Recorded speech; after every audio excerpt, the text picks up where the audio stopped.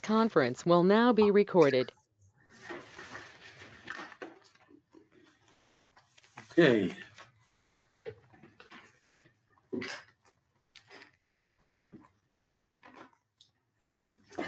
So it being 6:05, we can start the meeting.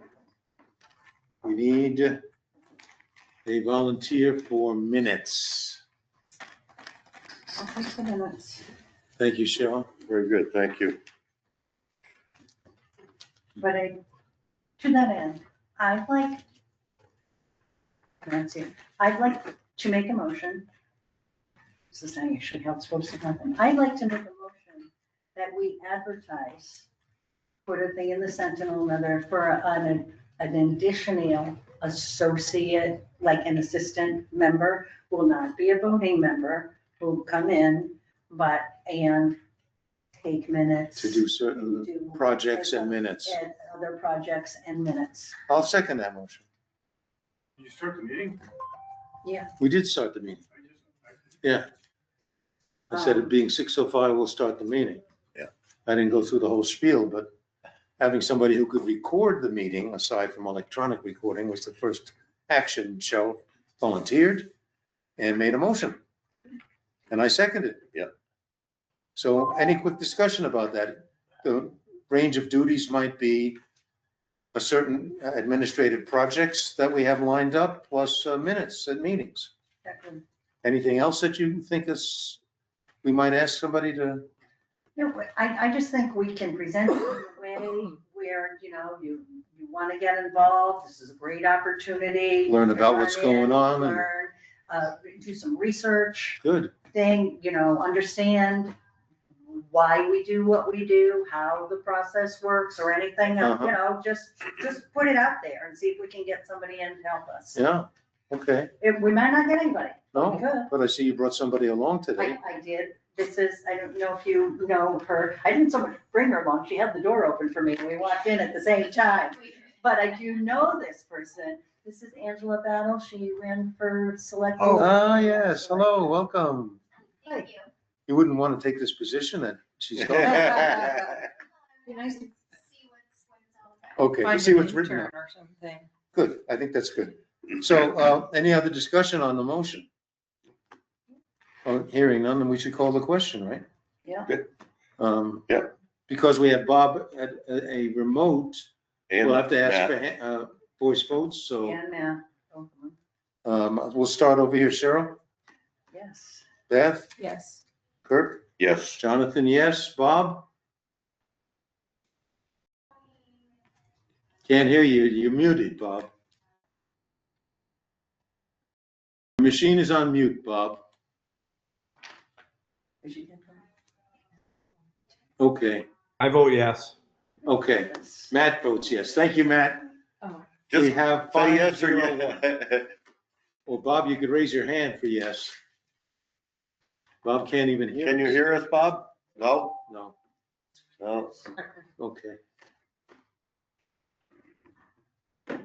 You can ask Matt. Did Matt vote? Yeah, he did. He did, okay. Missed it. Click the blue link. I feel so good. So when we- Steve doesn't know how to get in. Steve, I'm giving him instructions. did Bob vote? I'm sorry. yes, you did. Bob did vote in favor? Yes. 500? Yeah. 6-0. Yeah. 6. Not, yeah, I didn't. 6-0, yeah.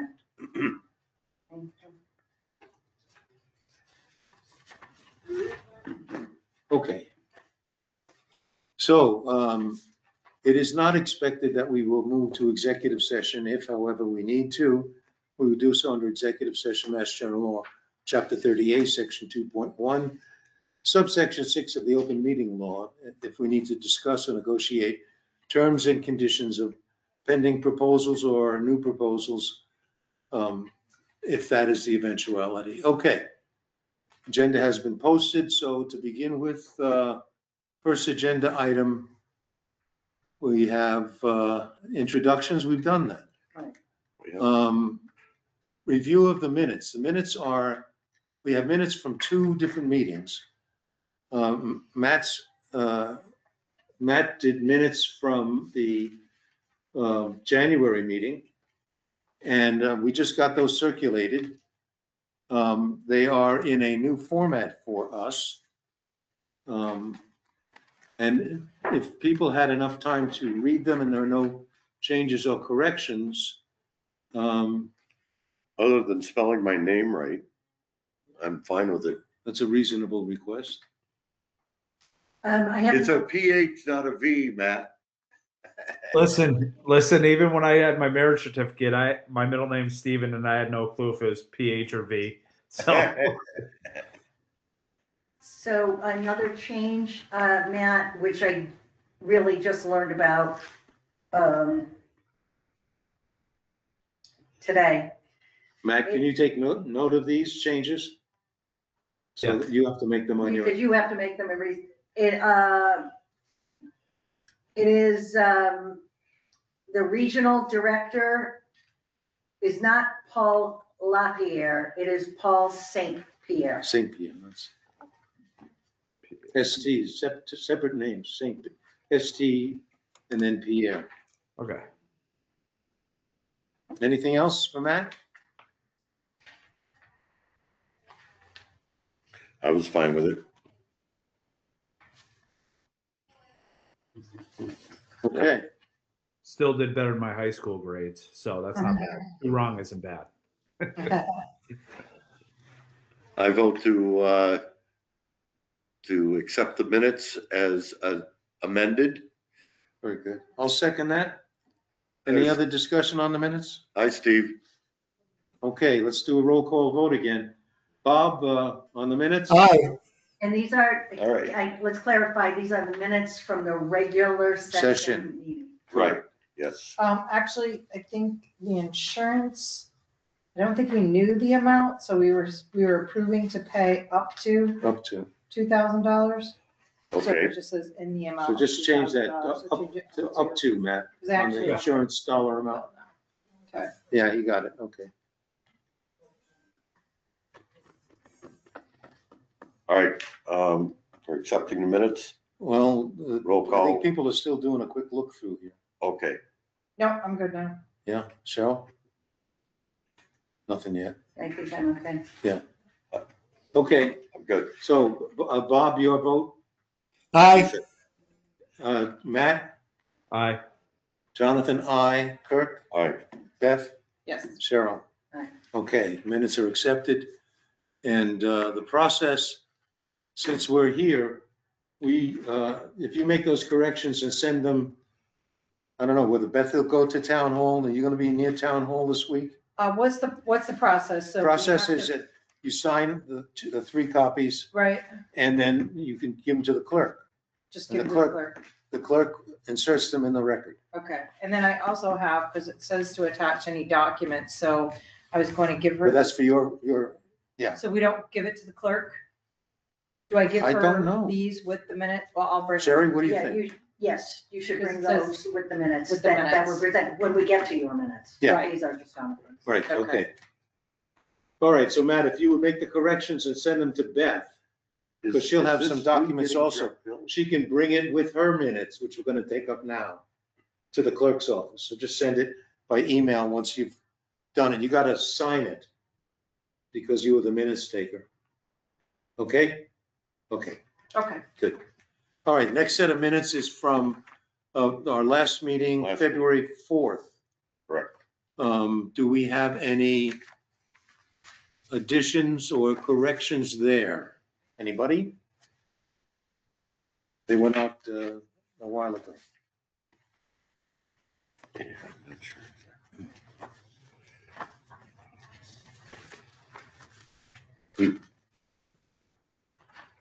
I don't hear any. I can't put my hands on them. I did read them.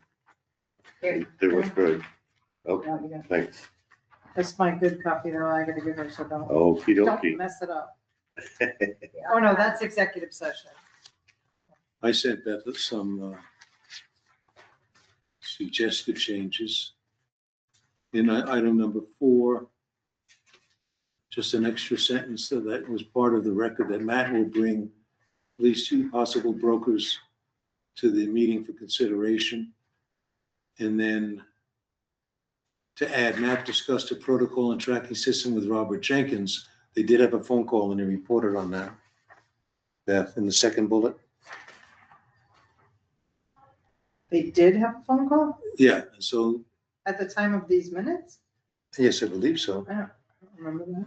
Me neither. No, Matt? You're on mute, Matt. You're muted. Yeah, before, I think it was the Monday or Tuesday before the last meeting, Tim, Yeah, it was. Yeah. Robert, and myself had a meeting. They did have a meeting and got it started, so I made the. Well, yeah, it said Matt discussed a protocol and tracking Yeah, system with Robert to be implemented. at Oh, the so, February okay, 18th okay. I didn't have the changed minutes. I just had the one with my suggestions. Okay.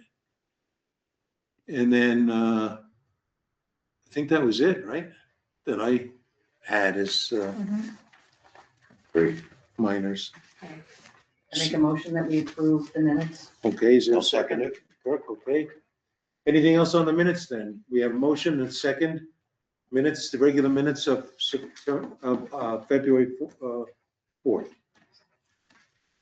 Hearing nothing else, all in favor? Bob? Aye. Matt? Aye. Jonathan, aye. Aye, Kirk, aye. Beth? Yes. And Cheryl? Yes. Okay, great. so, All right, got through Now the that. executive session. executive session. Executive session gets approved. Oh, in the executive session. Correct. Sorry, we keep Thank doing you, that. yes. Very good. Moving right along. Payables, budget, and other financial matters, and we're going to have, under this heading, something from Tim and Robert on the progress of their accounting report. So let's do our own payables first. Do we have anything? Okay. So, Yep. Kirk just handed me the bill for our directors and liabilities insurance, so it's actually $2,759. And they have it down for what, quarterly payments? We usually just pay it all. Pay the- That's what I thought. It's in our budget. Yeah. So it's a $759 increase? No, No. we didn't know what it was at the time, so we just approved up to 2,000. I just sent all the paperwork. Okay. We didn't have the actual Right. quote yet. So we can We'll make the other override. vote moot by just approving the actual amount. Right, so I make a motion to approve paying the directors and liability insurance policy in the amount of $2,759 to Great American Insurance Group. I second that. All right. Beth made the motion, Cheryl seconded. Any discussion on payment of the directors and officers or officers and directors insurance? Either one, we'll just pay it. No, hearing Yep. none? Kirk? I'm in favor. Kirk's in favor. Beth? Aye. Cheryl? Aye. Jonathan? Aye. Matt? Aye. Bob? Aye. Okay, 600. Anything else on the financial side from you, Beth? No, I just need to, I need to go find time to go to the bank to get the missing statements so that I can send everything to Dan. You want me to do Ready that? except for that. You want me to get all the statements for I'll last send year? I'll send you which months. I'm only missing a few months. Oh, okay, yeah. I'll send you exactly which ones. Okay, yeah, I'll Okay. do that. Okay. Very thanks. good. Nice coordination there. Thank you. What is the, excuse me, Yes. what is the status of the checking account? Are we just gonna keep rolling with what we've had for years or? Yeah, there's no Yeah. reason not to. Okay, Yeah. well, it's just the Oh, answers we got from the bank. Yeah, but that doesn't mean we have to change the account, Okay, but, but we still need to do a double sign. that's Right. because the check, next time we order checks, that's That's a up to us. decision, I think that's a decision Right. we should make as the board. As a Right. board, yeah, As a check and balance, Right. that we have two signatures, I think Right. it's not a bad thing, that's right. Yeah, that's you fine. know? It's, I don't think it's a big deal. Right. We just wanna, They and then don't again, care. if the bank, as long as, we're recording and checking and all that stuff, I think the two signatures is It's the a best thing. sound business decision to have Yeah. two signatures, especially since we're quasi-public. And we've already endured an audit, which I had the pleasure of reading, and it's completed And besides, all the 26 pages. bank told us they don't look at the signatures anyway. Yes, So, but it's one more hurdle to jump if we try and change it, and then we're Right. gonna get into the Yeah. discussion again, Okay. so. Yeah, no, I Yeah, think we're fine. okay. We Not don't write that many checks Not anyway. really, okay. Yeah. We got and about we'll, 2,000 checks left, so we will all be Then he gone switched before us we out. need to order. Yeah. Right? Yeah, Okay, so, so the balance, our current balance is $48,790.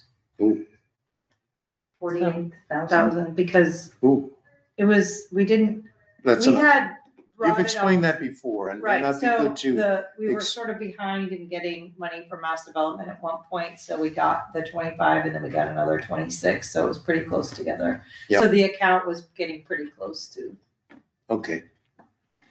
All right, so the other thing under payables and budget, et cetera, was a progress report from Mass Development on the accounting report they're putting together for us. They did send a 3-page document, Yep. which was circulated. And Yep. Tim, do you want to, or Robert, who's going to do that? Tim? That'll be Tim. Yep. Yeah. Okay, Tim, give us a status report on that, and Sure. please, go ahead. So the document that we shared is an updated document. The cover page is mostly the same as you've seen before. It's sort of the summary from up to, I think, 2015 or from 2012 to 2022, and then the previous 3 full years. On the following page, and I apologize, it's so small, but it's fitting, we're fitting 13, 14 years of data here. It shows the full history of each of these categories from essentially the signing of the MOA until the end of fiscal year 2025, and fiscal year 2026 up to December 31st. So that's halfway through the fiscal year that we use is from July 1st to June 30th. So Yep. December 31st being the halfway point. And then on the third page shows the service fee schedule. So essentially Mass Development's own rates as of the signing of the MOA in 2012. One thing that we are doing research, and if you have any questions, feel free to stop me, but one thing that we're doing research on currently is how those service fee rates may have changed over the years. Sorry, Tim, my face is not showing up there, so you don't Yeah. see my hand raised. Sure. Quickly, because it is so small, I'm hoping you can just say right now, what is the difference? It appears we owe you less money right now than the front page. Is that? The front page it's the final amounts as of the year end. And then the second page would be inclusive of 6 months into fiscal year 2026. But that's why they might not match up exactly. I understand them not matching up exactly, Mm-hmm. but it's significant. Like, Trying to get just home. look at the excess sources, uses, your final number, Sherry, tell us which column and which the row. final number on the first page. Yep, on the first Is page. 3,330,611. Yeah, And on the second page, it's $2,527,241.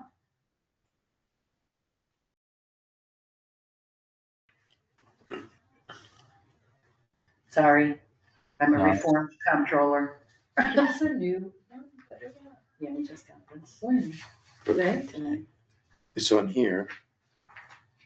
This number at the bottom column is what Sherry just read out. No, I didn't get, who did the email come from? Jonathan. This one came from me. It was a few days ago, Right. over the weekend maybe. Okay, I didn't see it. Okay. So See, Cheryl, you- let me ask, Cheryl, are you looking at the last column on the first page? I'm looking at both last columns, first page and second page, Comparing the two. because all the other numbers are kind of really close, but the last one is big. Yeah. 3.3 versus Versus 2 point, $2. about $800,000 difference. Yeah. Like we said, this is actually a work in progress. And I see what you're saying, Cheryl, the 2.5 versus the 3.1 or 3.3.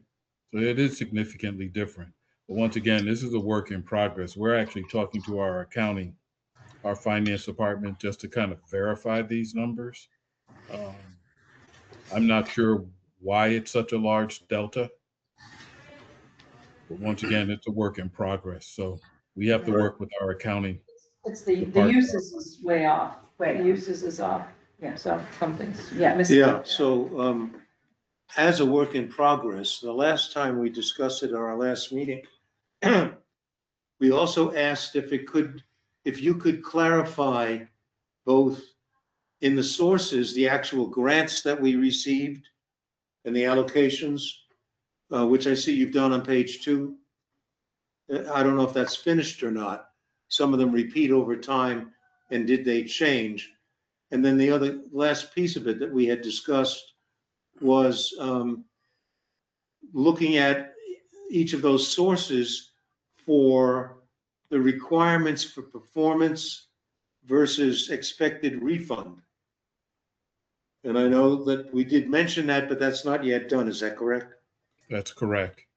Okay. And just so I say this, a lot of these, I should say, go away over time. For instance, the EDA, they do look for performance over the next, I believe it's 9 years. We have to report out to the EDA. However, once that's over, if we satisfy their performance requirements, that goes away. Some of these, the expectation is not for you to pay all these funds back. The expectation is for economic development. And if we show job retention, if we can show that we've satisfied the economic development requirements in those grants, most of this goes away. The only thing I know that probably doesn't go away, and I just say this because Mass Development isn't expecting all of its money back, but that's the only thing that does not go away on our books. On our books, it'll stay on our books. But after a while, if we're successful, we sell property. There's no more property to sell. That's it. That's the end of the game. There's nothing to be paid back. I just want you guys to understand that Mass Development is not. While we have invested a lot of funds, and I think we talked about this a couple of months now. The expectation is that there will be some type of revenue generated from the sales of properties, of which we have about 10, I believe. Yeah, and we've always expected that from the beginning. Our initial MOA clearly states that. And in the most complicated fashion, however, It is complicated. after all these years, it's been understood. And it also has the additional benefit of keeping you connected to us. Correct. So, So as we go through this and as we progress through this, unfortunately, I don't control accounting, regardless of my title. okay. They seem to do their own thing and on their own time frame. So Tim has been working diligently to kind of get this information. We have several requests in to Finance Division. Hopefully, we'll get them in the next 30 days before our next meeting, which is in another 2 weeks, I believe. But But as we report out, we'll continue to look at these numbers, revise these numbers, and figure out what the delta really is, just so you can have some actual numbers in your own mind. Yeah. So let me ask Bob and Matt. Bob, I want to ask all the members, any requests for clarification or additional information that you can think of as they work on this to finalize? Bob? No, I don't have that sheet with the numbers in front of me, but, you know, I have a feeling that working with Mass Development, that there's going to be some forgiveness here. I'm Okay. hoping. Yeah, right. Matt, anything that you would like to see that we haven't listed yet? No, I'd like the numbers to match up before we start putting more pressure on numbers, you know? Yeah, right. Got it. Good idea. Yeah. Cheryl, anything? I think I addressed it. No, okay, Bev? I didn't get to see it. I did look. I did not get that email, so that's all right. Okay. Just send it to me I'll tomorrow. make a point to resend it tonight when I get. So basically, from this bit, yeah, I've got we got the status report discrepancies, they Right. need addressing, it's a work in progress, they'll get back to us. I want to do one more thing. I want to ask you guys if you would clarify for us from the sources what the expectations are.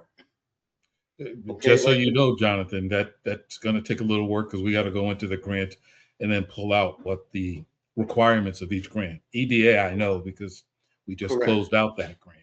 The other ones I I'll have to understand. go back and look and see. The bond. Let's What was accept the that it's going to take some time, but that would be very helpful also as we create our performance moving forward. So, Cheryl, Are we charged for that, Robert?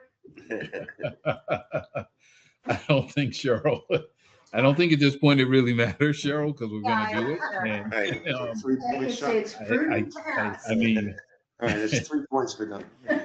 3 point shot. Okay. And All right. I just Moving want right to along, add, everybody. also Thank you, just, Tim, and thank you, Robert, We for got the somebody on it. progress there, and we'll stay with you on it, okay? Somebody's talking. Tim, did you have something else? Yep, I do Tim? have something to Sure. add, just for the time being. As far as the financials go, I've deferred to the second page because I put more work into that recently. As far as Yeah. what is currently accurate, look at the second page. Okay. Okay. Thank you. All right, moving right along. Site matters, anything on security, Kirk?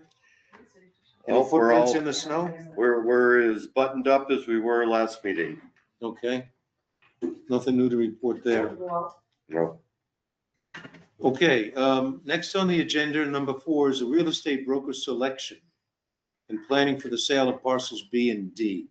Matt, are you ready to put some brokers on the table for us? Yeah, I got, so what I want to do is, I invited one of them to the site for next week. So I just wanted to talk to you guys about that. And once I get a date from him, I'll invite everybody. That way it's not like, just so everybody from the board has an opportunity to meet the, Good idea.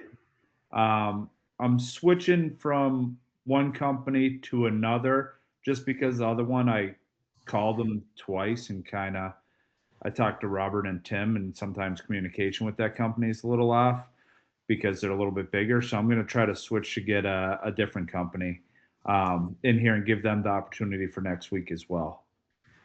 So, because I'd rather everybody meet the two parties, and then we'll discuss at maybe the next meeting or the meeting after that. And also with the residential real estate, with the 1.5 feet of snow still out there, nobody's trekking through land anyway, so we aren't missing on anything, in my Right. opinion. That's true. Okay. Any questions, any suggestions, anybody? Sharon? Just a suggestion. Matt, did you have everything you needed as far as plot plans and approvals and stuff like that would aid these commercial realtors in establishing asking price? I got a bunch of it, but you and I can probably meet up just to make sure it's full, because we both have sold real estate. So before those meetings, let's, you and I can maybe meet up in the next couple days. And we do have maps, Well, that's what I want to make sure that Yeah. we Yeah. have everything. the latest. That they need to establish. Yeah, so as you know, I'd rather give them the maps and have them walk it so they can see the terrain before they Right. give us any price, because, Exactly. yeah, we've seen assessors come up with prices and they don't even know wetlands are on the property, so. And we Right, both know people Yep. with drones if needed, you know, if somebody wanted to go, actually, these companies should have drones. Yeah, I don't want them to be lazy though. I'm gonna make them walk. Okay, thanks. Yeah. parcel D, the extended report, which we're gonna talk about in a bit, has a lot of photographs and maps in it. But we just had to make sure that they're in electronic form so that, They're in PDF. yeah, that's fine. Yeah, You know, so that, I'm just saying, so Matt, we can just put together everything right. and just send it off. Okay. Matt, I'll send you some of the page numbers. The document itself is like 435 pages long. Yeah, they don't need that. And I've been through it once. I'd like to not have to ask you to go through it. Yeah. Most of it is just extra pages, you know, of names and irrelevance, but it's part of a report. Okay. Yep. Good. The other piece of that was giving us just, if you would please write up a list of do's and don'ts for the members here and others like select board members and whomever might interact with the brokers for parcels B and D, and in a larger sense, any inquiries that come in and that we would want to see managed, contact maintained, what would be the do's and don'ts and the steps for us to take? If you would put that on a piece of paper, you Yeah, know, absolutely. and then we can adopt it at our next meeting and we'll all have it so that we can follow it. And just before you put it on the table, double check with Robert. So it's in sync with Mass Development's process for handling, especially for handling the inquiries that come in for the rest of the property. Yeah, Tim sent me the tracking paper, so it won't be a Okay. problem. And you know, once everybody tells me if they have somebody, we just load it into there and we talk to the broker. And Okay. So we'll have space on the agenda at the next meeting for you to review that with us with the papers and so on. Okay, good. perfect. Thank you very much. Thanks. And we have music at the meeting. Parcel B, registering the boundary and ceding it to the town. Kirk and Steve, Steve's on. So where do we stand with all of that for parcel B on Route 202? Let's see, well, I stopped in and for a minute with Doug, this morning on that, and he, basically said that we were gonna be all set, without having to get, further clarification from, Ty and Bond, Okay, that we're gonna be able to proceed without anything from them for parcel B. for parcel B, yeah. So, he's gonna guide us through, what we need to do. He said we can either get the A&R done now or before town meeting or after, it doesn't really matter. But Okay. this is, again, clarifying for, I don't know, everybody, this is the lot next to Crispy's. Correct, thank you. Yeah. Yep. Isn't that the gist of it, Doug? Yeah, you need to, just need to get the A&R plan done, and I have been working with the surveyor on that, so I'll just remind him to submit it, because you're not even paying for that when I'm paying for it out of a grant. Yeah. Right. And And as Steve, for parcel D, it's kind of the same thing. You know, we just need that A&R plan that Ty and Bond should have done, right? Did they? well, here's the thing. We got through the first part of the grant, parcel D. This is the bigger piece off Route 21 that goes in behind the properties that are right on Route 21. There were, just a quick recap, there were funds left in the grant we had received from the initial work. Ty and Bond did a report that's, I said earlier, some 436 pages. And we sought to have the remaining funds reallocated and repurposed to finish off some things. We never quite got the proper list of tasks down, and I think we're getting closer now. It was proposed by Ty and Bind and Mass Development to include things like actually engineering and designing the road that we had always intended to be a conceptual road. And as a result of that, they were anticipating the possibility of cost overruns, which the town was asked to sign for. And that's not a direction that we or the town wanted to go. Nope. So what we've done is looked at really what it is that we need. And with Doug's guidance and with Steve's guidance, we've determined that the maximum we need is the survey completed with pins in place on the 10 acres the town wants to give us, the proper mapping of that, and the 3 alternate conceptual layouts, which are already done and have been presented to us in the last update meeting.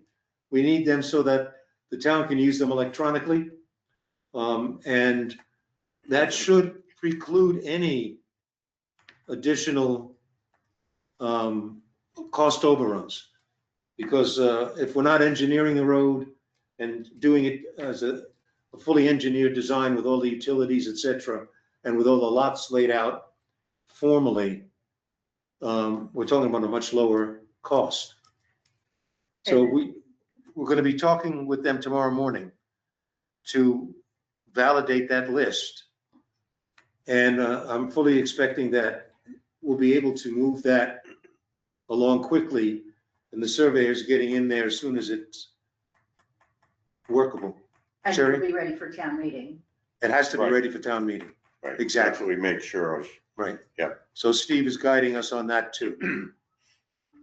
Some of the things that we do need to have done, Could you try again? No, go. we don't need them for the approval of transfer of land.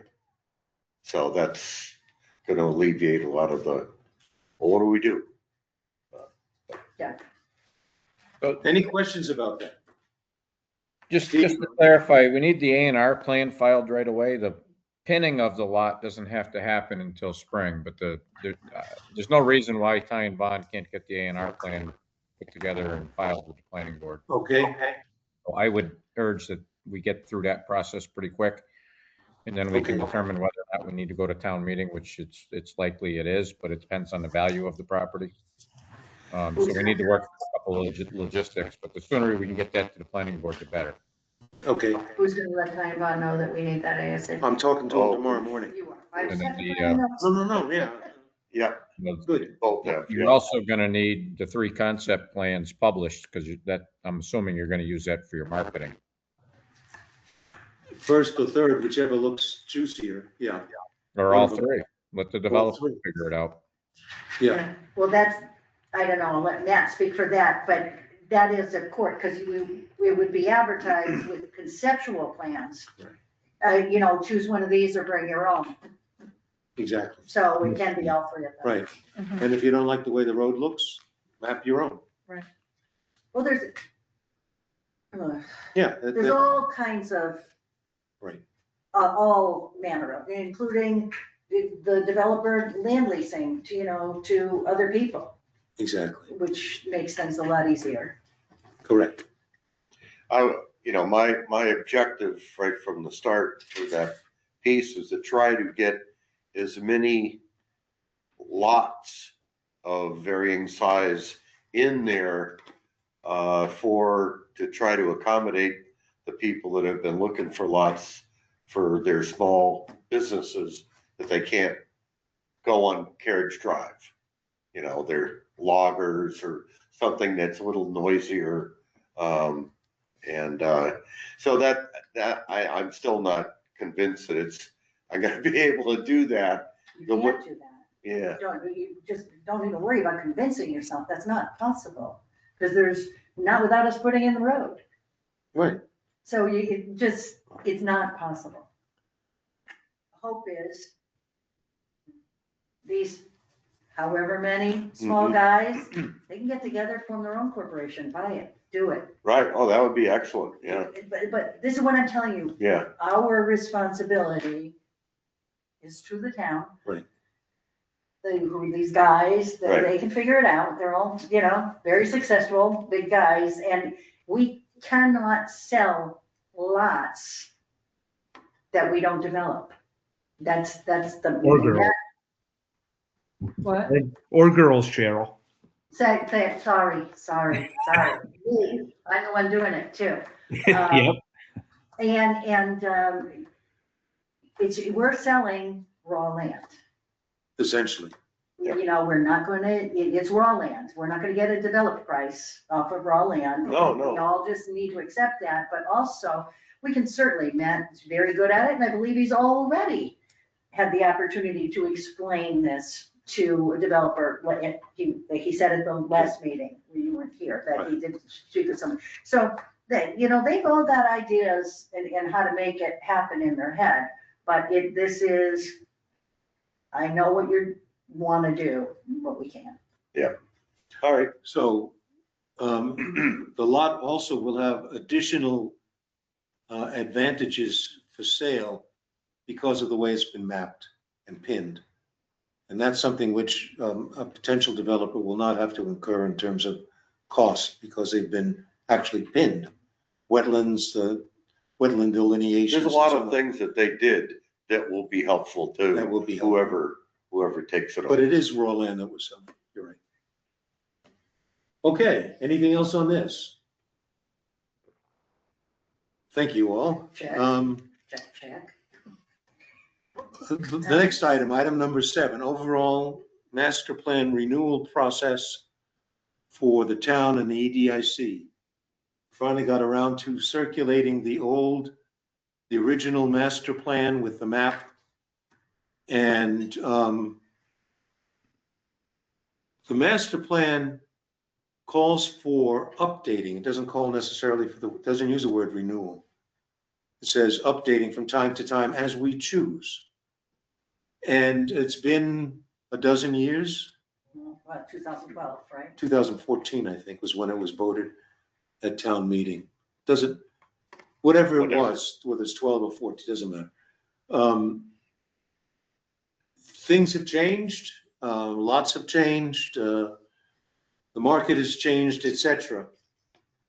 The question we should be thinking about is there anything that's in the existing master plan that we would like to add, remove, update, change the language on? And I would ask that all of us review that master plan and the map for our next meeting and bring to the meeting your thoughts, plus, minus, change in language or anything that you would suggest that we have differently in there. If we change the master plan, we might consider, and we're gonna have to get some opinion on this, we might consider, again, bringing it to town meeting for a vote. I didn't find anything that required an updated plan to be voted on, so it may not. No, nor I, but I think we could, It'd be good for, go ahead. no, let me say, I think that our review of the master plan, the timing is rather, Doug, I hope you're still there listening. The timing, I hope, is converging and complements the review of the town's, thank you, zoning bylaws. Robert Jenkins and Tim, I would appreciate it. I'm asking, but I think we could all need the information, and it would be helpful for Doug to pass along to whichever consultant ends up, handling the zoning bylaw review for us. Just to be done at the same time, that if we are recommending through part of our reevaluating the, the workforce going forward into the future and the economic development you know, and the job stuff that we're supposed to be, settling here. Robert, if your team can make any recommendations for considerations for zoning changes within the footprint of BEDIC properties, that be shared with Mr. Albertson to pass along to who's ever looking at the whole scheme of the zoning regs in town. What are people looking for? Is it a simple change that we have to make that could make our parcel usable to an industry that is not currently? Right now, light assembly, yeah, find me one. This might be a good time, sorry, Jonathan, for me to jump in and let you know, if you don't already, that we have two major projects going on simultaneously this year, and they're going to be pretty much kind of having to work with each other. One is the zoning revision you mentioned, so that's wide open, and we expect to get a lot of input from people about how the land should be used. The other part of it that goes along with this is that we're also updating our land use plan. So those are two things that are going to be happening simultaneously, and we want to be able to know how Carriage Grove and environs fits into everything else people want in town, and how that can work together, ideally to boost the types of development that we need. So anyway, that's coming up, and stay tuned. You'll probably be hearing and seeing things about it as we go. Can you give us some type of, what's your timetable? It's a big undertaking, as you know, especially zoning revisions and land use together. So what is your timetable? You looking for the spring? I mean, what do you are? No, it's going to be throughout the year. Maybe next spring. We're getting things finished. That's what I'm thinking. Yep. Yeah. Okay. Great. All right, if we initiate our process, it would be, I know Cheryl's also often talked about having a public element to the process so that we could gain more public, both interest, but also input. And so we probably plan that into the steps we're taking. After we do our own. Yeah. Individual. So as I said before, Yeah. we could all look at it and read that document in depth and say, maybe it's good. Right. You know, but it's our obligation to review it. Even if we don't make any changes, it's our obligation to review it. So everybody has received it today, along with the map and a concept design. So it's in your hands. Did you get it, Matt?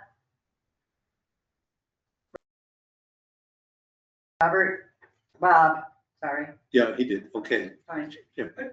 Doug, I just have a question. This is Jim over here in the corner. What group is working on those two projects? Is it the planning board?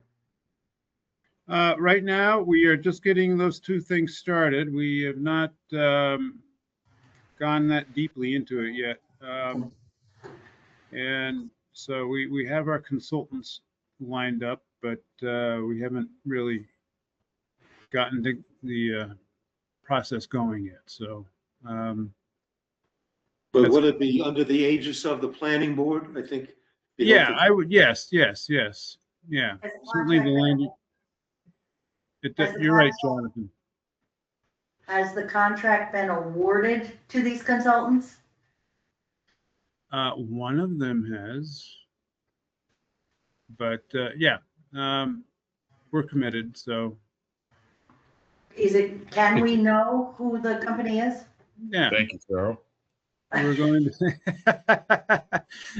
to work with Fuss and O'Neill on the zoning and PVPC on the land use plan. Great. Just to follow, I think, Cheryl, what you were suggesting is maybe in that, is this group and that group should be closer together than just reading about the newspaper. So, yeah, Doug, if you put me on the email list, I'll try to attend. Yes, we would like you, because this is kind of part of your thing. Thank you. Okay. But our renewal of let's see what we come up with. Let's not try to project too far. Exactly, that's Take what, it- I was trying to. Take it one step at a time. One step at a time, Okay. exactly. But the, having, I do think it's important for MassDev to really take a serious look, let us know what people are looking for, because it's going to be easier for us to get any zone changes we need if it's included in the zone change for the whole town. Yes. Right. Okay. Thank you. Thank you all for launching that. That's good. I also circulated, just to mention, and this is part of our planning and renewal. A dozen years ago, we established an owners association for Carriage Grove. And we created covenants and requirements and bylaws, which were filed at the county clerk's office and still govern the property. We have had, over the years, a couple of comments about how some people are not comfortable with that level of oversight, or not comfortable with having to pay extra amounts once they buy a piece of property to govern common properties. These, well, we're all familiar with what these things It's a are. deterrent. Yeah. The purpose of putting them in place was to give some mechanism to allow for control over how the place looked and how things like signs on the property were carried out, et cetera. And there were three people who were the original incorporators of this group. One was me, one was Bill Terry, the other one was Claire O'Neill from MassDevelopment. The bylaws allow for an owner of property within Carriage Grove to also be on the board, and perhaps even more than one. Yeah. So that's background. The question for us as we look forward is, do we still need it? Do we still want it? Okay. There are areas of the property that may have to be maintained. It's unclear what about the cost of the common, and do we still intend to keep that as an open place that we own? Ultimately, we don't want to own anything. Correct. What about maintenance of the drainage sumps? The sumps, those have to be cleaned out every few years or reviewed. Once all of this land is sold and they're all paying taxes, I fully expect the town to take care of these things that have to be We taken don't, care of. maybe, except who owns it. So we have to look at how if we're gonna make a transition away, how do we do that, et cetera. We just can't drop it. It may require ceding to the town all of those sumps, if the town wants to take that. Yeah, Right? Jonathan, Can't remain in existence if everything's all But the sold. owners association could. It's just a question for us to consider and to have this discussion, Chair. Mhm. This is the discussion we're seeking to have. Mhm. So what do we want to do with it is the question. Steve? You have a Yeah, thought? yeah, today is, the roadways themselves, Carriage Drive, Industrial Drive, even the portions of Front Street that MassDevelopment assisted us with constructing, those have been accepted as public ways. So the catch basins, the drainage, all of those amenities are owned by the town, and we maintain those. We've been mowing the green or the square by Christopher Heights. I don't know what the status of that's going to be in the future, but it's a small parcel. The detention basins we mow, we actually took those through easements. The stormwater detention basins, they're part of the acceptance of the roadways. So right now, there's not a lot. So, I really think what you have now is being covered by the town. The question would be, what are you anticipating in the future? Is there going to be any amenities that are not going to be taken over by the town? There was talk of an amphitheater at one point, some of those things. So, I think that's where the discussion should lie. But as far as the existing infrastructure, we own it, we maintain it. And also somebody mentioned to me that the hydrants sometimes would be covered by an association. If they need to be repaired or upgraded or whatever. They are on the town road. That'd be water department. I Yeah, think they're water district property at this point, so yeah. they would maintain them. Yeah, okay. We'll take a quick look at this. If everybody would take a look at that, and we'll have that on a future agenda if we have time next week, but maybe not, maybe the week after. These are not pleasing to the eye to read. I will warn you all about that. Unless you really love legalese. It is prohibitive. Yeah, but we have to do something about it if we choose to, Yes, because it's recorded. correct. And we have to unrecord it if we're gonna get rid of it, or if we're gonna change it, we have to record something new. I'm not saying that we're gonna do that, I'm just saying, let's see what comes out of the review. Mhm. Okay, moving along. Development status. I'd ask Tim and Robert to give us an update on where things are in the last 2 weeks. Sure. Just to go through, we had a meeting with NHP about a week and a half ago. I think it was a week ago yesterday, Tuesday. Very good discussion. We did talk about preliminary terms there to get that to us, what their draft terms may look like. This will be a negotiation. Of course, we'll share the information with you once we get it. What our proposal will be as well, or counter proposal to them will be. We're still waiting for that. They did ask us for additional environmental results or studies that have been done on the 105 parcel development, which I think is 13 point something acres. What environmental studies have done. So we're gathering that information, going to send it over to them. Probably what I'll direct, or what my engineer had suggested, is that they contact MassDEP in order to get that, because there has been some remediation done there. If they want to get specific, or have their LSP contact MassDEP just to see what studies or results have been done. I know also, what is it? GZA had done some test pits over near the power plant that we just demolished as well. So we'll send that information over to them. But right now, we're just waiting for them to give us a draft of what they're thinking of as a term sheet, as well as their management and operating agreement with Sydney Capital. That will also be part of the P&S agreement. So your sense is it's progressing as to be expected?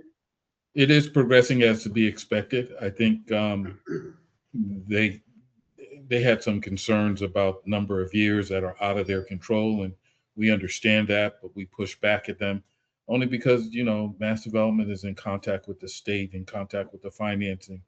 So there was some pushback, and I think they understood that. So we'll see what they come up with. You guys sent them your letter of support. I'm sure they were happy to get that. So we'll see.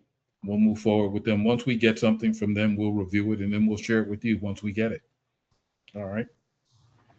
Okay, that's good. Questions? Sure. I have a question on the process, because like the select board, obviously, votes on signing a letter of support, with a letter in front of them.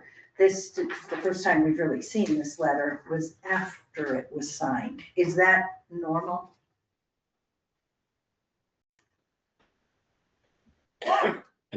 I'm not recalling. The letter of support that was drafted, which By whom? outlined, I don't know, Well, who signed it? only Kurt. So I think, is that the one that's the conservation, so the community preservation grant? No. looking for support? No. This is the Executive Office of Housing and Livable Communities, letter of support. Okay, so the letter of support was submitted to us in draft form by Mr. Serafino. And the draft had to be rewritten based upon EDIC's desire for how things were to be described. And then Mass Development did some editing and suggestions on the letter based upon their knowledge of the state agency it was going to and the process of funding.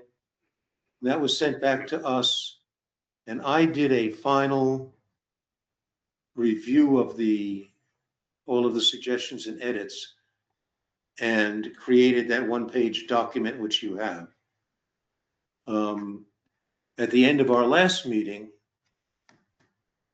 we all agreed that we would send letters of recommendation.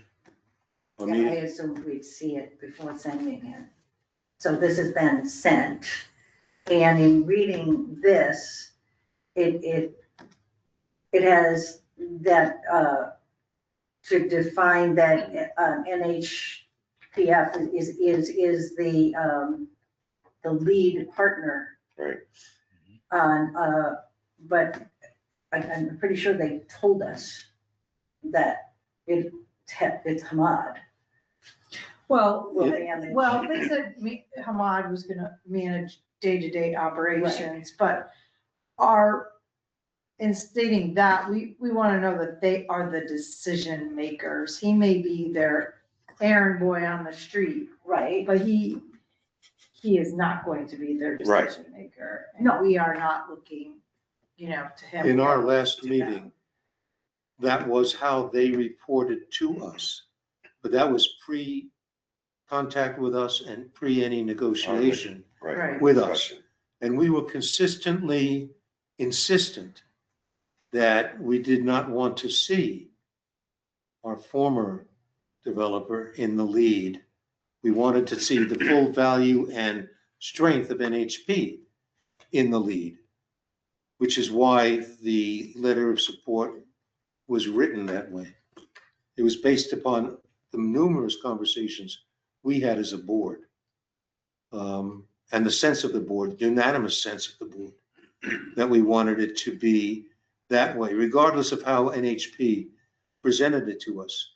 And I believe Roberts reported that, in fact, they're taking the same approach. I reported that at our last meeting, that Mass Development is taking that same approach based upon our strong sense of what NHP could bring and what we wanted to see, and also Mass Development's strong sense of that and what they wanted to see. We were very much in consistency there. And that's why that was written that way. All right. Is it the practice and policy that we send out official letters without everybody in the board voting on it and signing? We did vote on it. We agreed, no, We did not vote on signing this. correct. You're correct about that. There are times when it appears something urgent has to be done. And we did agree that we would send letters, and it was with a content that we had all discussed extensively. So as far as I can judge, sending that was very consistent with what we had already decided we wanted. It wasn't an emergency. Well, NHP and Mr. Serafino indicated that the filing for the funding from ED, I can't remember which agency it is, was coming up quickly. Eminent. Was imminent. And it appeared to be urgent. And we had agreed we would send letters of recommendation at our last meeting. Support. I understand your question. I'm understanding your question. Policy that only one individual on the board, in this case, maybe two of you, I don't know, can sign something. In other words, how long would it have taken to send it all out and saying, hey, guys, look this over. If you agree with it, we're going to sign it and send it out. It seems to my way of thinking that that's what a board should do. So if you're telling me that that's not how this board in particular handles things, I will accept that as an answer. I'm just looking to find out how we do that. Okay, so I didn't actually answer your question. I spoke specifically about this letter. And there have been times in the past when things had to get done and were done based upon the sense of the board. That's been consistent for the last 30 years. But we do also bring letters and other documents for review, input, and agreement. And if we want to codify how that happens, we should move forward and do that.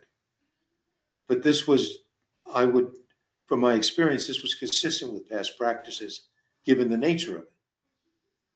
So both happen, is what I guess what I'm trying to describe. I wouldn't hang my hat on past practices. You would. The very worst reason to do something Yes, is because sure. we've always done it that Yes, way. I'm not trying to ask you to hang your hat on Right, it. but. I'm trying to explain what our practice has been. Right. Okay. Is this the same one that the select board just voted on, or is it different? It's different.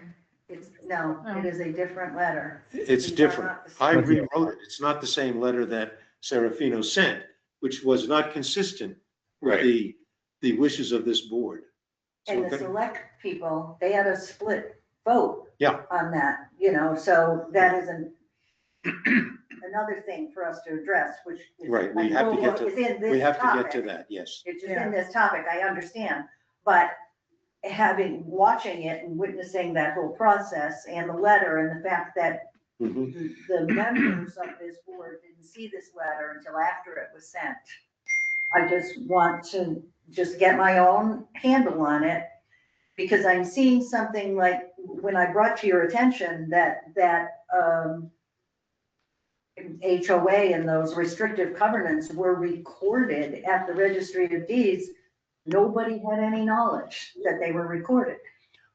Let's not, all right, it's the same issue for you. It's the same issue. These things should be voted on and have a public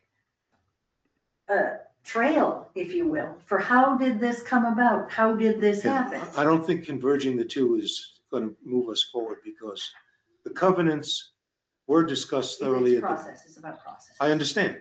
They were discussed thoroughly.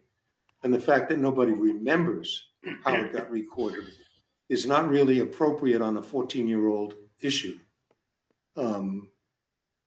And you and I only had a conversation about that. It was And all I was able to say was, I did not record it. Yeah. And I was not remembering the process. So that was 2019. It wasn't 14 years ago. I'm They sorry. were recorded 2019. 7 years ago. Yeah. And I'm just, you have been very big on discussing process. So the questions I'm asking you are all about process. Okay, I see that. Right. So if we want to establish a policy in the board, we should write one up. I would invite you to do that, and we can discuss that policy. And we do have bylaws somewhere which govern us, as well as our past practices govern us or direct us. Yeah, the bylaws, that's another thing, because much of the bylaws is in conflict with the law of Mass General Laws 121C. So that's another thing. I don't know how much you look them over yourself when we found them in the basement to look at them, but there are items on there that are in conflict with Mass General Law. So that's just another one of those things that we've got to look at and establish the processes Right. for.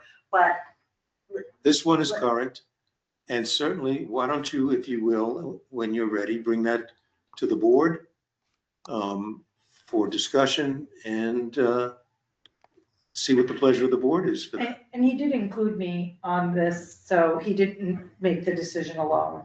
So we had a call with Robert to review the letter before it Yeah, was finalized. Beth was appointed to participate in all of these discussions, negotiations, review of agreements because of her experience as a banker. And we asked him to Yeah. put the NHP first, because we want to make it clear that we want them to be Exactly. delayed. I think we added that the select board was part of our meeting. Right. So he didn't do it autonomously. Yeah, I'm not objecting. I would have voted to sign this letter. But I'm asking Right. what the practice and process. That's what I was trying to describe Yes. through And the it experience. is, I agree, it is, you have a valid point. And I think Jonathan's proposal is a good one, that we should put that in writing and we should vote on it. With processes. Yeah. And in what, in keeping with, Mhm. again, the legislation. Or when we make a decision like this, we even decide at the vote, like what the maybe it doesn't have to be a standard process or at the vote, like say, the letter, we agree to sign the letter, however, it needs to be reviewed by this many people or whatever. So decide at the time of the vote. So if there isn't time before our next meeting to have it go out to everybody, so maybe at each vote, we determine a process. Yeah, we Because need there a could be process. different processes depending on what it is. And again, it's good practice. Yeah. But it also falls in line with reading everything on the audit. And all of their recommendations are things to do. So, I mean. I hope you don't misunderstand. I'm in favor of good process. It got a little winded on my part because this particular letter followed our practices of the past. And some people were involved, but not everybody, but we had decided we would send a letter and time was short. And so that's how we've handled those things in the past. Let's move forward. We've got an agreement now, all of us, I think, supporting the idea of clarifying about letters in particular. Because we have this other letter. Correct. So let's get to that. And this is the select board letter, which, is that right? I don't know what the select board got. The other letter that you sent with is to Jim Nadel about the Community Preservation Committee? That's one we put on hold because we had to make a decision. So the select board letter and our letter, I don't believe are the same. Correct. We've not seen the select board letter. Correct. And neither has half of the select board, which is what the problem was last Monday night. So, So Cheryl, I did look at the letter and it's very similar to the one the EDIC was asked to sign. But they were very specific to the Executive Office of Housing and Livable Communities. There was no mention of CPC or any local funds. It was specific to that grant application. And I think the EDIC had two separate letters, if I'm not mistaken, one for CPC and one for the Executive Office of Housing and Living Communities. Is that right? That's correct. Okay. And the letter that went to the select board did not come through us. It went directly to the select board. but Steve, you're saying in the letter that went directly to the select board, there was no mention of the community preservation, the ZPV money? That's correct. Yep. So Why? So I didn't see them live, but watched it on our YouTube channel. Why did one of the selectmen object to the community preservation funds and voted no of signing the letter of support because they didn't want the CPV funds used? If it was no mention in the letter, how did that come up? well, I think it had to do with the fact that they didn't see it until the meeting. So that, it wasn't. Well, I know that was Nicole's issue. And John's also. John specifically mentioned he didn't think the money should come from the community preservation. He did. That doesn't mean he was accurate in what was in the letter. He just went on about it. But both of them mentioned that they had not seen it and were Right, not comfortable. and they read it, which is my complaint to you, is that we have to have this stuff before the meeting. I wouldn't that- call it a complaint. You made a suggestion. that we have that Thank you. To know what we're reading and voting on, have a chance to study it. So we do understand that. But I just wanted to clarify that there was no mention of that. But now we do know that they are going to object to it. Jen is on the line. Is that Jen? Yes. They're gonna. And she can also give us some input on these. They're gonna object to- This is John Ritter right here. I mean, I don't want to comment tonight. There's too many people on, but you guys can all reach out to me directly, and I'm happy to share my thoughts to all of you personally. John, You please have do mine. this. Go ahead. This is John Ritter. I'm happy to share my thoughts personally to all of you. I can't do it on here because we're not in an open meeting, but if you want to reach out to me directly, and I'm happy to solve some of these comments that are coming back with me here on this board that are not, you're stating your own opinion of what I feel. So I don't appreciate that. That's all. Again, like I said, just watching the meeting, I didn't think there was anything in the letter and something was said about it. So I was trying to clarify what the contents of the letter was. And which we have. Again, you could reach out to me and I could clarify that for you also. Okay, John, thank you. Okay, let me just ask Steve, and John may comment on this. Is there anything from the EDIC that would be helpful for the Board of Selectmen to consider this at their next meeting, which is their intent? I think they agreed to do that. Yeah, Anything well, we can communicate? sure. I mean, by the next meeting, they'll all have a chance to review it. And I think it would be important for somebody from the EDIC to be there to discuss the, Okay. you know, the project and what the money would actually be used for. You know, there's some question, you know, and again, this is Executive Office of Housing and Livable Communities money. This is state money. But what is it going to be used for specifically? You know, what is the timeline? You know, there was all kinds of questions last night that I couldn't answer. When is the application due? How soon do they need this letter? You know, those are all things that I think should either come from MassDevelopment or the EDIC. Actually, I don't think the EDIC has that information.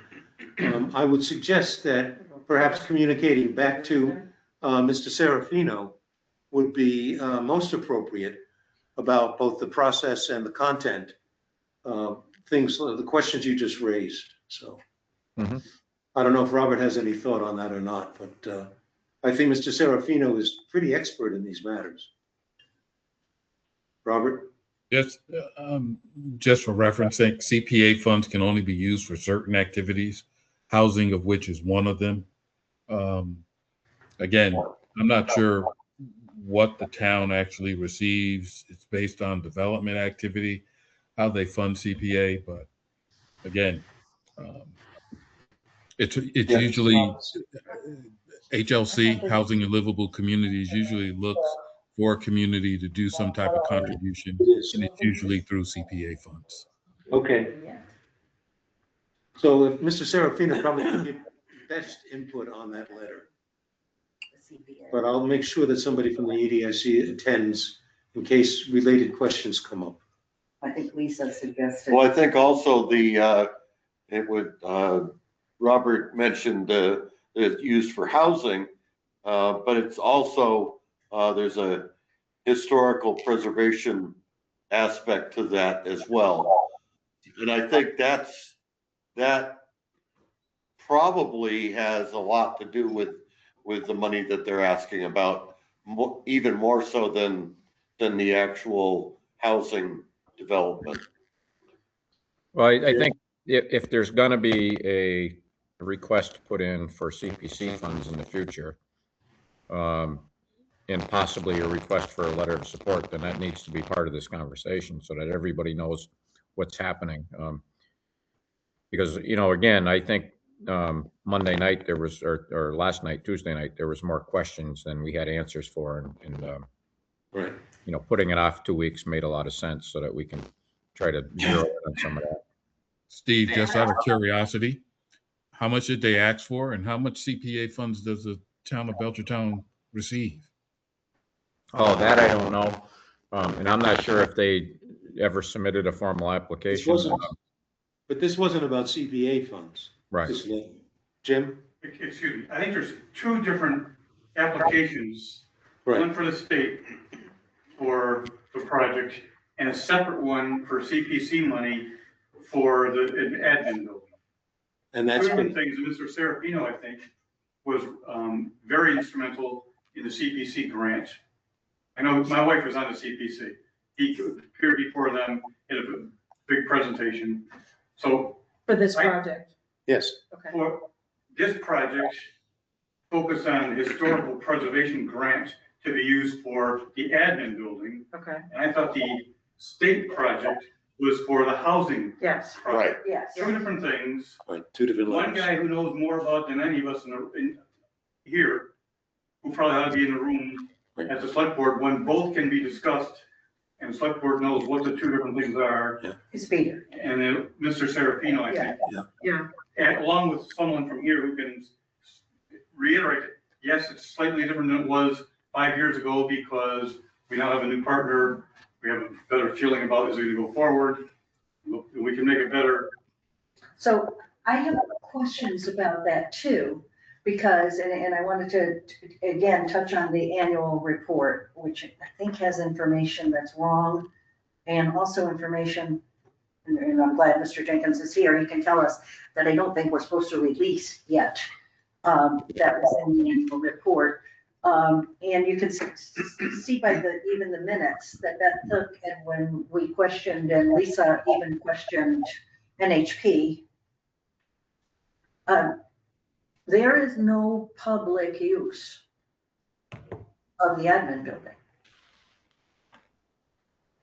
It depends on which design you're There referring is to. no public use. He sat right No, here yeah, and said it's- there is no public use. Because of their financing, their contracts and everything else. It'll house their rental offices. It'll be for their tenants' use. It's gonna have that, well, it could have that, like, Right, right, right. but historical preservation is one thing. But I think, I don't know, I think expecting any money to come out of our town funds granted for a building that our town can't use is unreasonable. And I think that, I'm just wondering, Right. one, is that copacetic? I don't think that it should be anything that the town has to give up money for if there's no public use involved. Since there can't be public use involved, I don't even know if it's worth having that admin building be a part of the deal. Well, let's continue to explore this because CPC funding, which was requested, is CPC funding specifically intended to be used for affordable housing. The CPC can be used for only three purposes. Affordable housing, open space and recreation, and historical preservation. And when you apply for it, you apply for one of those three. My understanding is their application for the admin building is for historical preservation, not for public housing. They're not gonna put any housing there, and not for open space and recreation. So they wanna make that building, which has some history to it, restored as a historic building in town. Whether it's used for public or not, the CPC, they're not required, by my understanding of how the CPC is funded. It's not required to be open use. You can give a church CPC money because it's a historical building. You're gonna keep it intact so we don't lose the historical thing, even though maybe it's not public use. There are lots, so the short story is, that's for the CPC committee to decide, does it meet their criteria? That has nothing to do with, do we want to use some funds, make it part of the whole project? Okay. Or I'd not? just like to see it separate from the project. I think that this admin building is gonna be a nightmare for them and a nightmare for, like, if they don't get this piece for the historic preservation, what happens with the rest of the deal? You know, you've heard me ask these questions before. He said very clearly, if he can't do the admin building, the housing will still go forward. They said that very clearly when they were in the room. we did ask him that. And I believe MassDevelopment is doing negotiation in such a way that allows for them to make that decision. We were informed by Robert, I think at our last meeting, that in fact, right now they're on the hook to do it. And if they can build it into their project, that's up to them. But it appears as though we're going to wait and see how that plays out. I don't feel like I'm clear enough on all these letters and what's being requested.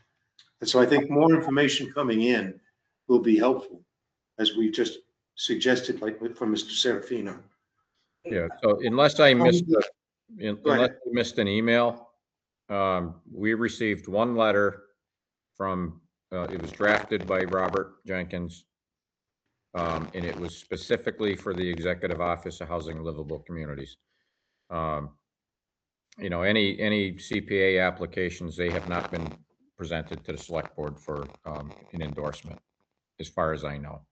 Right, but earlier they did compose a letter for the EDIC and for the select board to support their request to the CPC for funding of a certain amount spread over 4 years.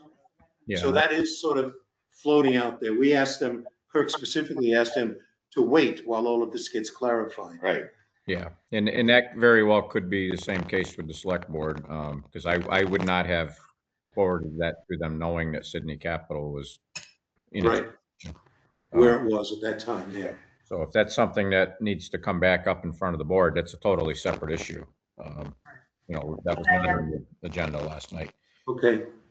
And my concern is, with all of this and having watched the select board meeting and spoken with others, that we make sure that the purchase and sale is written in such a way that anything to do with this, I'd like to see 2 separate contracts, to be honest with you, to keep it clean as possible, rather than melding in one that may or may not happen, and we go forward if it's not, doesn't happen. But the very specific writing for all of this has to be in the purchase and sale contract. Yes, and I know that Robert is watching that closely, as is his whole chain of command and legal experts as they begin these negotiations. They're still very early on with that, bringing ideas back and forth. But we'll see that in process as that moves along, as it gets shaped. It's not yet at a point where we really have anything to see, according to Robert. So I'm confident that we will. Well, Robert said that we'll be in the middle of that process. So the reason for us going forward and saying, yeah, let's do this, is strictly to preserve an old building. Am I clear on that? No. Why are we doing it? Why are we making it part of the deal? It's been part of the deal. No, I understand it's been, but that deal died. There's a new deal that's coming together. We decided to ask NHP with Sydney Capital to bring us their thinking on what they would do with phase 1 and 1A. And in phase 1 and 1A, as we had it described, it included both pieces. And that's why it's there. And we decided to move forward with phase 1 and 1A. And perhaps, as you yourself said, perhaps even offer it to people who are not yet involved, development firms, etc. If in fact we weren't satisfied with how it progressed with NHP. So it's in our phase 1 and phase 1A, which we agreed to move forward. That's why it's there. If we don't want it there, then we need to start discussions on how do we feel about it. We got new news from NHP when they were sitting here, and that would be that there would be absolutely no public use. The whole time we were talking about it, That's what was said. we thought there would be community use, that we'd be. There would be some community use. It was less than 25%. Yeah, Most of it was. Yeah, the old plan. We had Yeah. a thought of giving a corner of one of the floors. One of the floors, For a museum. Yeah. That was the only. Well, I thought our other thought process was that once they own it, and it now becomes their problem, not the town's problem. Yeah. So I think So- that was, the other thought process of including it. What they can't make it come to fruition, then, right, Robert? Isn't that one of That's the? correct. Okay. They wanted, to answer your question, Cheryl, they wanted to do it. They want to do it against my personal judgment. I think it's an arbitrage, but I'm not the developer. They are. They want to do it. I'm going to yield my hand and let, I see Tim's hands up.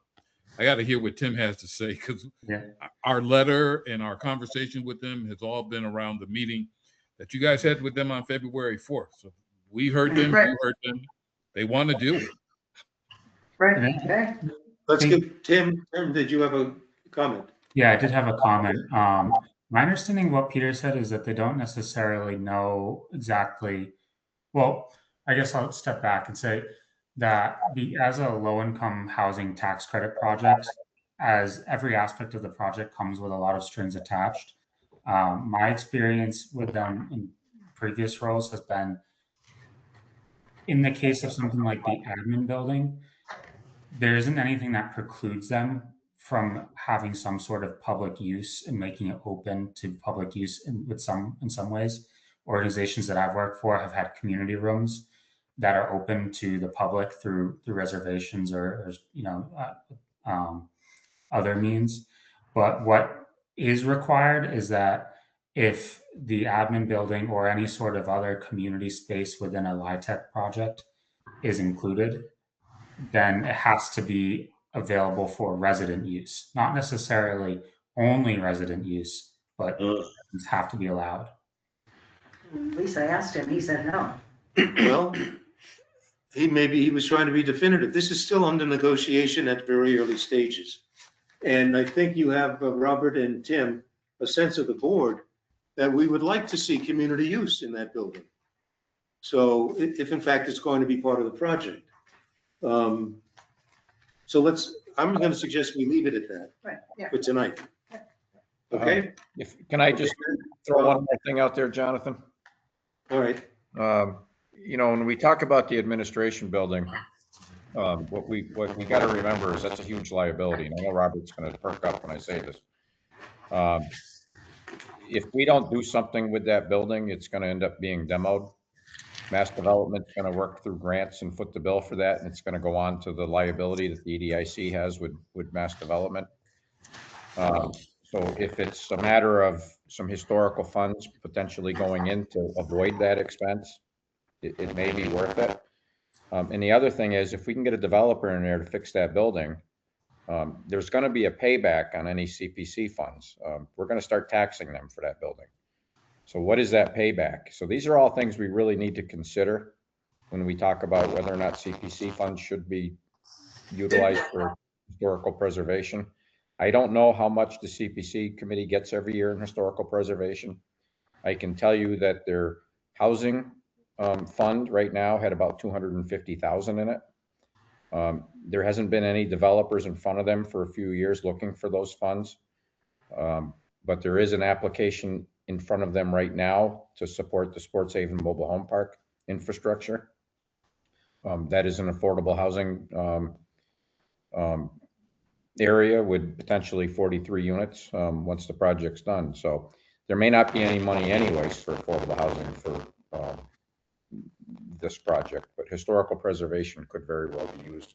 And we do need to look at it in a much broader context than just, is there community use of that building? Thank you. All right, we're going to move on from this conversation. I'm sure we will have this conversation in new and advanced iterations as we move forward. What other business do we have? I'd like to discuss the annual report. Thank you. I got lost. I know. Annual report. The annual report has been circulating amongst our members for 2 months maybe, and there was some input. I rewrote it for submission by the deadline, and we were informed that we could make some other modifications through the end of this week. So I recirculated it to everybody. I formatted it so that it would fit on one page.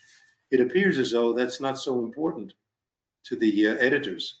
Well, no, because they spread it. It's not gonna Oh, come well, out. but whatever. Yeah, Okay. it will. So Sherry, what would you like to? I would like to first, with Robert Jenkins. The annual report we have here, which I don't know that likely that you don't have it, but one of the paragraphs here is Sydney Capital, in partnership with National Housing Partnership Foundation, have created design plans for 105 units, affordable housing, associated parking, and we are developing plans to repurpose the admin building into a public facility with a museum, associated document storage to preserve the history of the state school. I was under the impression that we did not want to make a public announcement about NHP and being part of it. And now after this conversation, until a purchase and sale is signed, They were here in public meeting. I know we've got a presentation from them. I understand that. We were told by Robert to not send anything out in writing yet until the negotiations had completed. And the description here doesn't seem to meet the conversation we just had.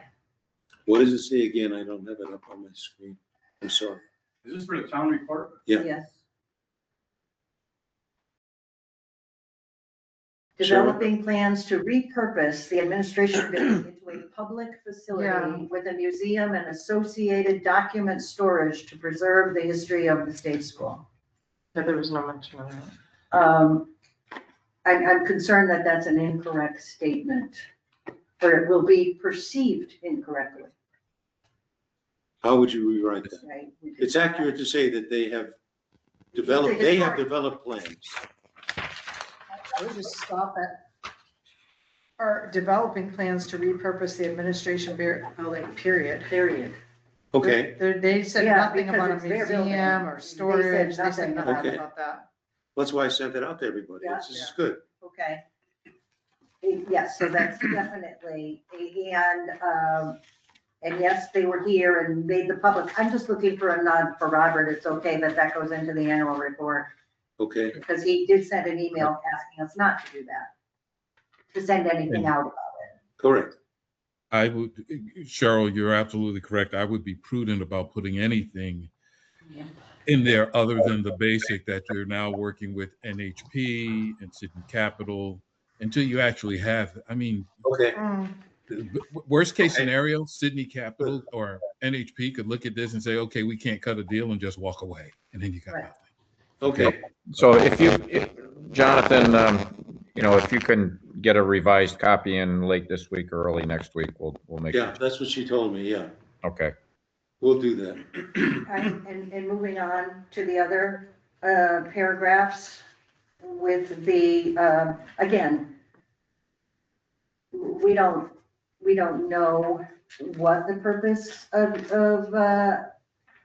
D will be, Okay, and that,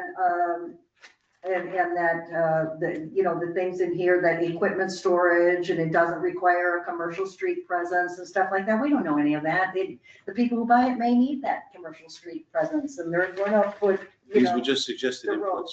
I'm suggesting that you, How would you talk about parcel D? I would say that we're preparing them for sale. Just leave it there. Both of them. Yeah. Okay. B and D, not predetermined what their use is going to be. Got it. And this predetermines what the use of Got each it. of them. They were just meant as examples, but I think we'll just change that. Make sure you got NHP first. Well, the reason They're it not was, gonna be in there at all. Yeah, they won't be in there. okay. Anything else?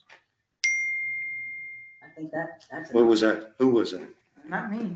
The mystery Somebody's person. leaving, coming. Matt, anything from you on the annual report?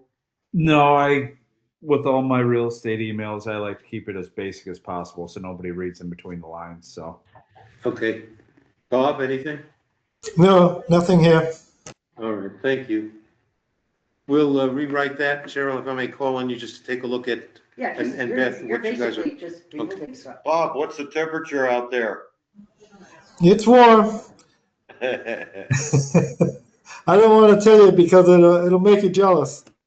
Tough duty, okay. I think we're done. Yes. Do we have anything else? Comments from anybody? Cheryl, Beth, No. Kirk? Oh, I'm clear. Matt? I was gonna second that. I'm done. I second the motion. It hadn't been made yet, but. Rob, why don't you make the motion? Hang on, just, no, not yet, please. I want to make sure we haven't missed anything from Steve or Doug or Tim and Robert before we do. Anybody got anything? I got nothing. I'm good. Okay. Mass development is good? I'm Tim? good. Okay. Then we should have a motion. I'll make a motion to adjourn. Is there a second? Second. Second. Okay, so, and we got 2 seconds. That's appropriate. Bob, Aye. Matt, Aye. Jonathan, yes. Yes. Kirk, yes. Beth, Yes, Cheryl, yes. yes. We are adjourned. Thank you At all. 7:43. Thank you. Thank Have a you good all. evening. Thanks, Robert. Bye, everybody. Thank you. So we'll just vote on the executive session next time we go into executive session. Yeah. Thank you. Thank you. Thanks for some clarification, James, on the CP funding. I don't. I think the select board is gonna. There's at least 2 members. So I'm gonna give us a hard